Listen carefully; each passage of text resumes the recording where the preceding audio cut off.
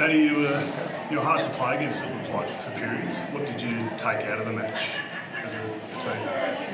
Yeah, well, that's the aim, is to be hard to play against. But the bit I love about our group is they're in there. They're pretty disappointed at the moment. We want to be more than hard to play against. That's part of what we're trying to do. And I thought for majority of the game we sat right in that space. It was a pretty good contest. It'll be 15 minutes that second quarter. We dropped right away and they kicked 6-1 to no score. And it was a bit of everything. Stoppage, couldn't quite get it done behind the ball. And that's what good sides do to you. And we're right in that at the moment. We've got a really tough run of opponents coming up. And any time you drop away for 5 or 10 minutes, you're going to get punished. And unfortunately, that was today. So that spell with Jack Darling, the 5-goal run that he went on, do you reflect on that period and see anything that you were doing wrong as a backline? Was it something else that got him into the game, or did you just come up against a hot player? It's not a line as such, so not our back line.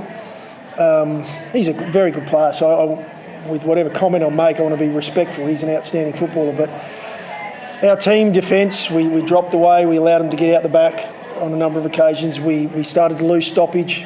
So they got on top of us in around stoppage and the ball was going into our back 50, giving them one-on-one opportunities. And we know the game's set up that way now, that you can't put numbers behind. So it's a number of different reasons. Some of our ball use, we turn the footy over in spots where it's nearly impossible to defend.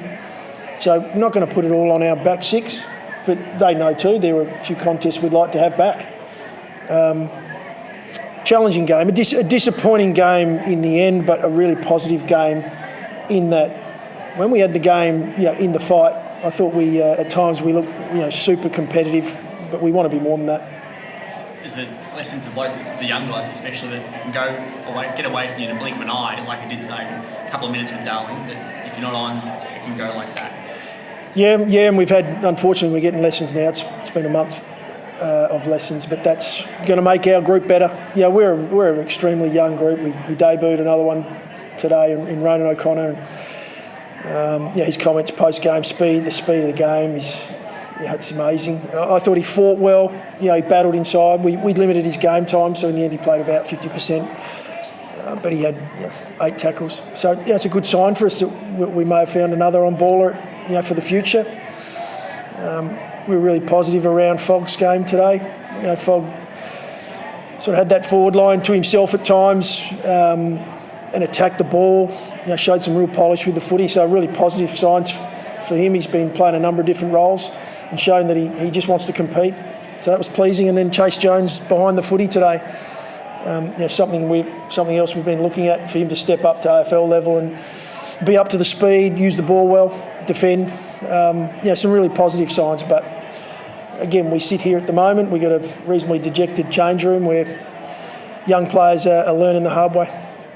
That hard way, I don't know how many games of football we talk about scoreboard pressure, and just before Darling kicks his 5, Fogarty misses 2, that when you're 7 points in front, that sort of thing hurts again, doesn't it? Yeah, that's the hardest part to watch as a group sitting on the sidelines, is when you miss set shots that you should be putting away. Your expected score is well above what you're actually kicking. We had a number of chances, even late. I think even if you look at the last quarter, even late, we're a chance to go within 3 goals. We miss a snap from 10 metres out, dead in front. And we don't look at the skill execution, and we don't look at that. We look back at why then did it go length of ground and Darling kicks a goal at the other end. We've got to work on then our ability to move on from the mistake or the execution error or the decision-making error, move on and get our team defence right. And unfortunately, it's almost a 12-point turnaround when you have that, and when you have a young playing group, it's kind of flattening for those guys. But that was another positive from today. Is you come in at half time, West Coast had all the momentum going in. For our guys to come back out and right the ship and get ourselves right back in it, we played front of centre footy in the second half. We had our opportunities, as you said, and we just didn't complete them. Does Walker come straight back in next week? And if so, how much of a boost is that with the big challenge up ahead? Yeah, well, that's the plan. The plan was for him to be managed for this week. something we looked at at the start of the season was how we would look at this, I guess, the back half of the season. We've gone slightly earlier to travel to Perth for him. He's been in some great form, so we want to get him back in. Really pleased with how the forward line functioned today as well, off the back of some ball movement. But there's no doubt Tex is our barometer down there. He's been our best as far as the training goes. He's worked with these young guys. So he'll come back in next week.